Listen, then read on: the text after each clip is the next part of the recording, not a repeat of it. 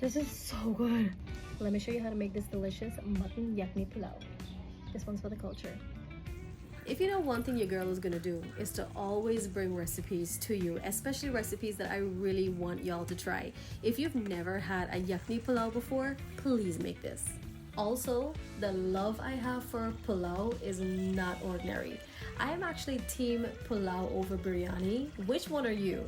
So when I first had pulao and then I had mutton kapsa when I was in Saudi Arabia, and I was like, but listen, I love this type of one pot meal. I gotta make this for y'all. Mutton yakhni pulao is, I promise you, has deep flavor, tender meat, and in this case I'm using mutton, and also the rice is going to be super fluffy, but you've got to follow a few steps. So let's get started. We're going to go in with first the mutton, and here I'm going to be cooking this in the instant pot.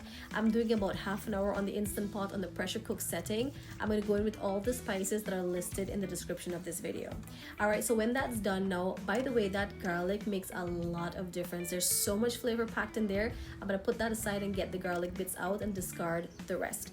So now we're gonna mash that up, put that one side. Now I'm gonna also take out the mutton at this point, and that stock that's left there inside of the instant pot, that is what's referred to as the yakhni.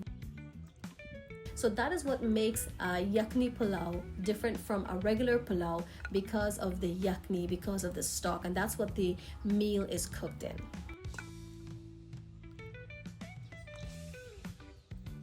So now that we're done with the meat and we're ready, let's start with the onion. So the onion makes a big difference in any pulao meal, and this is what gives the rice as well that beautiful brown color, because it's the brownness from the onion. Now one thing, you want to take your time and cook these onions for about 10 to 15 minutes to ensure that they are brown the right way and not just burnt. So now that it's at the color that I want, I will remove some and we'll leave that aside to garnish when it's all finished. So now we're gonna go in there, of course, with QBB ghee. Let me tell you all, honestly, QBB ghee makes a lot of difference in this recipe because it has elevated the flavors so much. You can use any other thing to cook it with, whether it's oil or any other type of ghee, but QBB ghee, let me tell y'all, there is something special there.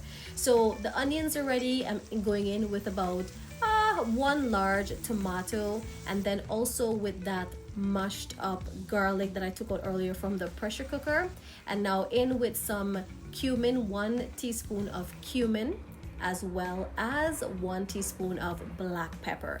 And we're just going to cook this all up for about 3 minutes or so, because remember, the meat is already cooked.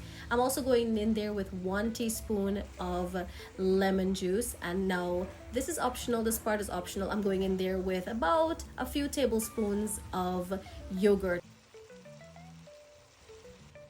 Now this is the best part of the mutton yakhni pulao. The yakhni is the bone broth, that is the stock that we're going in there with, and this is what makes all the difference in this meal. I'm going to be tasting for salt now, and then while this is all ready to go, about a minute or so, we're going to go in with this rice. By the way, you want to soak this rice for at least 30 minutes before you get started, and we're using long grain basmati rice, soaked for about 30 minutes. Of course, you wash that about 3 to 4 times to remove all starch, and then leave soaking and ensure that that soaking is what's gonna help the grains to cook evenly.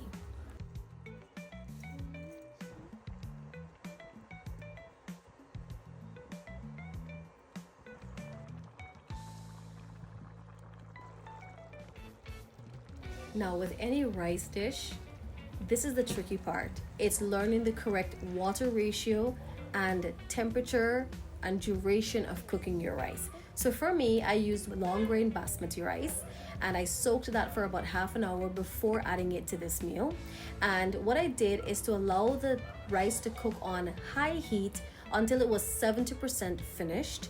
And after that, I lowered the heat to the lowest setting and cooked for about 15 to 20 minutes and allowed the steam of the remaining water to cook out the rest of the rice. After that, I removed the lid, placed the additional fried onions that we had separately, and covered the lid once again and took off the stove.